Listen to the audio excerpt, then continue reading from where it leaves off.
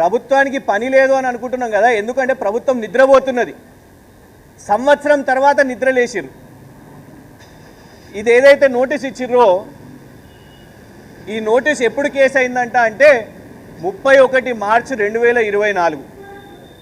31 మార్చి 2024లో గాంధీ భవన్ నుంచి senior vice president Gandhi Bhavan vice president Kumar Rao గారు వేసిన ఫిర్యాదు మీద సంవత్సరం తర్వాత నిద్రలేసి ఇవాళ మాదాపూర్ పోలీసు వాళ్ళు వచ్చి పొద్దున నోటీస్ ఇస్తున్నారు. ఇది వేధింపులు కాకపోతే ఏంది? ప్రభుత్వానికి పనిలేనితనం అంటే ఏంది? ప్రభుత్వం కేవలం సోషల్ మీడియానే ఒక పనిగా తీసుకొని వాళ్ళ మీద కేసులు వేస్తుందంటే దీనికి ఉదాహరణ ఏంటిది? ఒక సంవత్సరం లేమా తెలంగాణ రాష్ట్రంలో లేమా? ఈ ఒక్క సంవత్సరంలోనే నువ్వు ఆల్రెడీ ఒక 21 కేసులు వేసినావు కదా, ఈ 22వ కేసు వేయడానికి నీకు సంవత్సరం కావాలనా? ఏమున్నది ఈ కేసుల?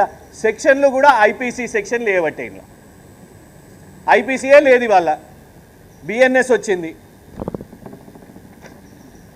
మళ్ళా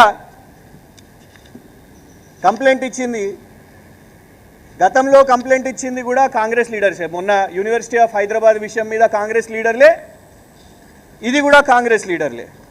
విచిత్రం ఏంటంటే ఒక్కళ్ళే కొడుతున్నట్టున్నారు టైపింగ్.